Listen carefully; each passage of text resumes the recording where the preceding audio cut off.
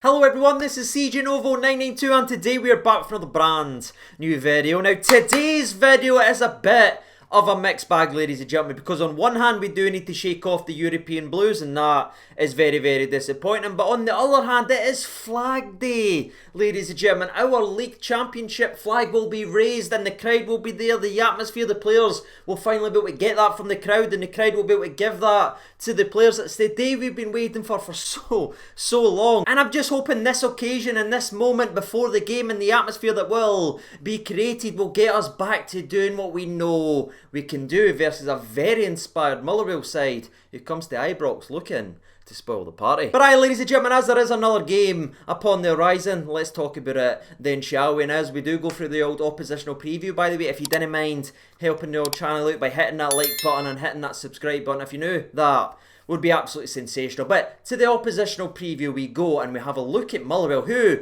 as I'm currently recording today's video, are sitting fourth in the old table. And as I mentioned right at the start of today's video, we do face an inspired Motherwell side, which is the exact opposite of what I thought was going to be happening this season. But I wasn't the only one, ladies and gentlemen, that went ahead and looked at a Motherwell side who had lost their captain, obviously, to Aberdeen, who went ahead and lost their best midfielder in Campbell. There was a lot of people expecting Gogsy United to be struggling and battling near the bottom of the table. No, near the top. But that's where they find themselves after 5 games so far in the SPFL season, as they're currently on a 4-match undefeated streak, which has saw 3 consecutive wins for the Steelmen, and they've been to some difficult games in that as well, where they went to the Tony Macaroni, and in their most recent game they went and put 2-0 past Aberdeen, putting them to the sword, which moved them again up to 4th, only 2 points behind us. Now I know all this right here, what I've said so far in today's video will be baffling to a lot of people that will be sitting back going, wait a minute CJ, are you sitting here telling me that Motherwell are blitzing teams left,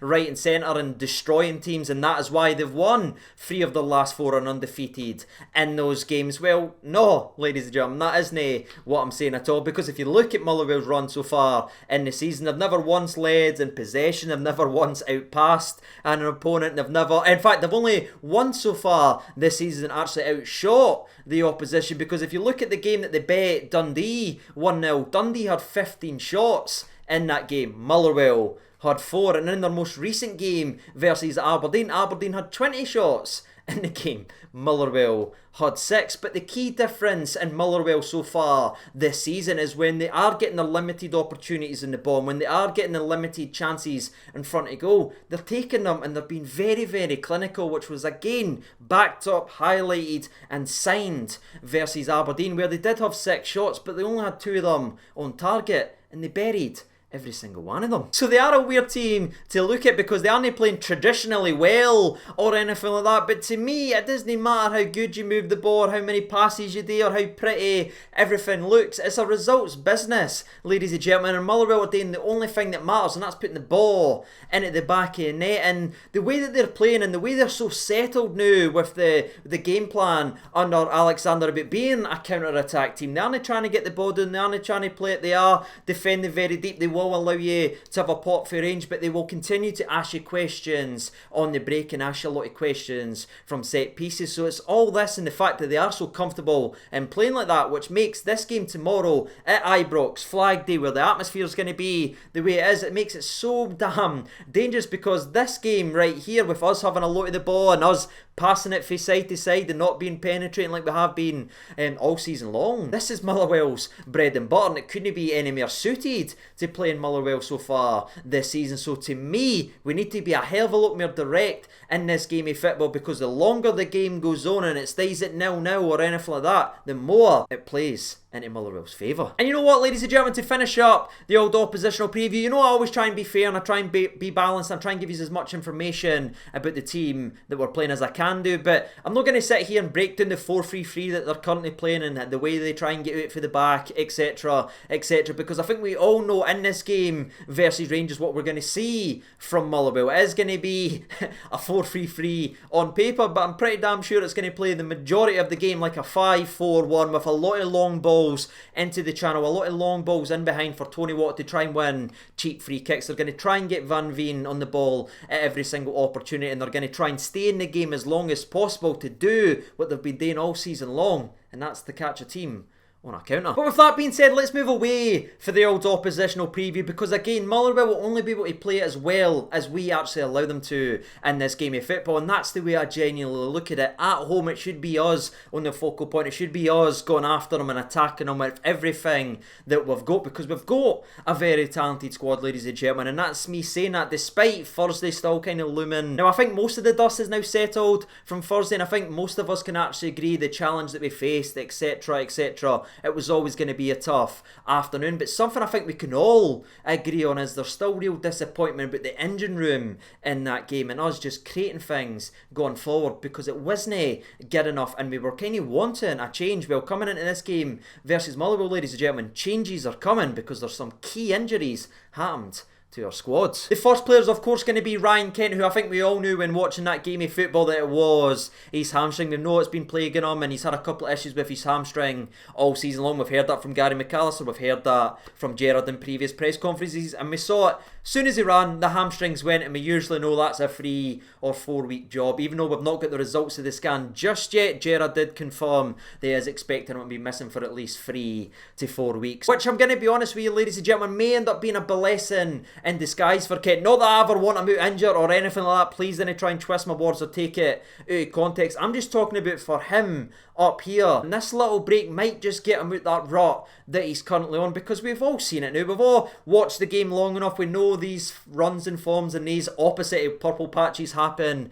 for players. You just can't do right for doing wrong, and that's just what's happening to Ryan Kent. No matter what he tries, whether he runs back 40 yards and puts in a challenge, it ends up still being a goal and a mistake and everything like that. It's just been happening against the laddie, so now he's got a wee bit of a break for the team. Hopefully he can get that, come back fully fit, come back ready up there, and hopefully that bad luck streak that's been following him is over and we get Ryan Kent back at his best, because we need him, ladies and gentlemen, and he's the heartbeat of this Rangers team for a reason. Speaking of needing him, by the way, that leads us to our boy Alfredo Morelos, where I have to sit here with the unfortunate information that he is officially in a doubt for the game versus Motherwell. Steven Gerrard confirmed it is a hamstring problem, but it's nothing to the extent of Ryan Kent or anything like that. It's just a little bit of an issue right now, and I don't know about you guys, but playing in my head, given the way we kind of rolled the dice with Ryan Kent and we've now lost him for 4 weeks, I'm not 100% sure we will roll the dice with Alfredo Morelos just yet with the games that still will be played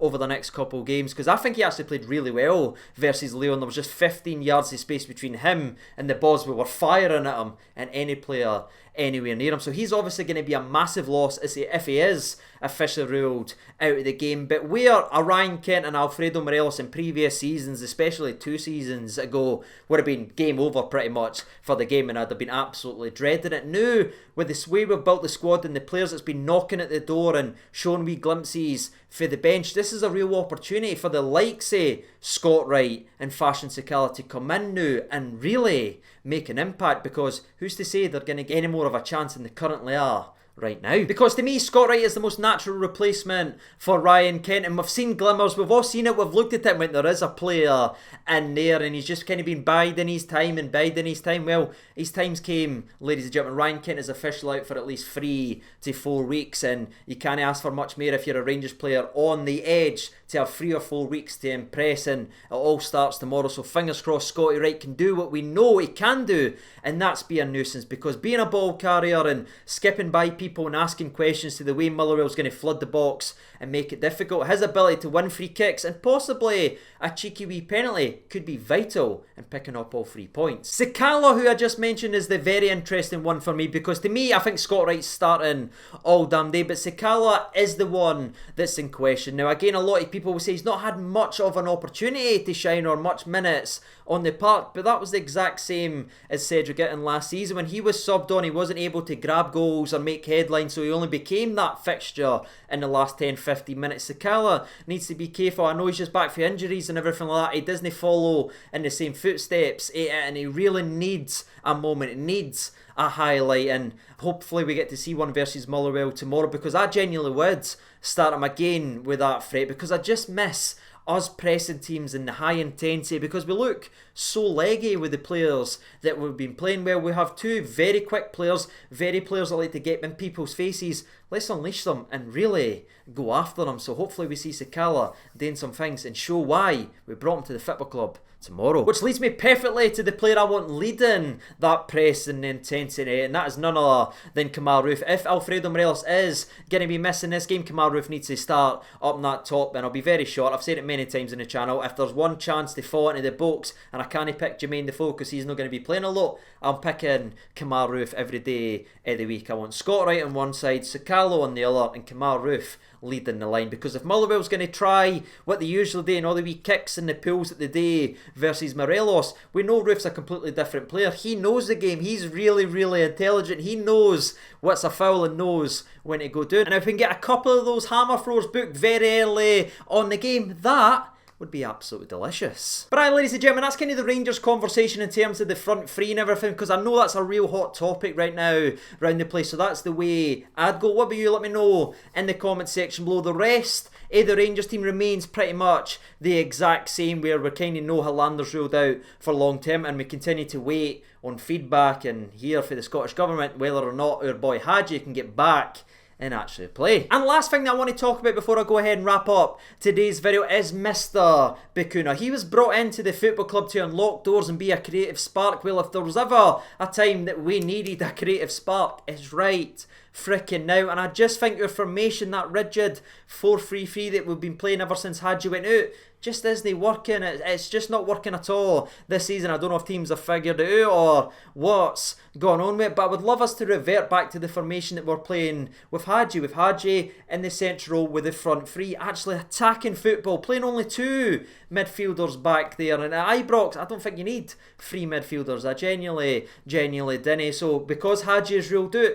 Bacuna is the same type of player. Put him in that advanced role in the middle of the park and really put people in the box and get back to doing what we know we can do, and that's score goals for fun. But aye, all that's left for us today now is try to predict the unpredictable. Despite everything I'm talking about in terms of going attacking and everything, I don't think we will. I think we'll stay to the same formation. I don't think we'll get to see Bacuna start, which again, hopefully I'm wrong. So I'm just going to go for a strong Rangers 2, Motherwell 0. My goal scorers are Kemar Roofe, and I think Tav's due another wee cheeky goal as well. But what about you guys? Let me know down there in the old comment section below what you're feeling about our team right now. Is there anything you want to get off your chest and predictions for tomorrow? That'd be absolutely sensational. If you do get involved in the comment section below, I will be speaking to you very, very shortly. But until next time, until after the game, that's been Rocky Boy Johnson. I've been CJ over 92. Take care of yourselves. All the best and bye-bye.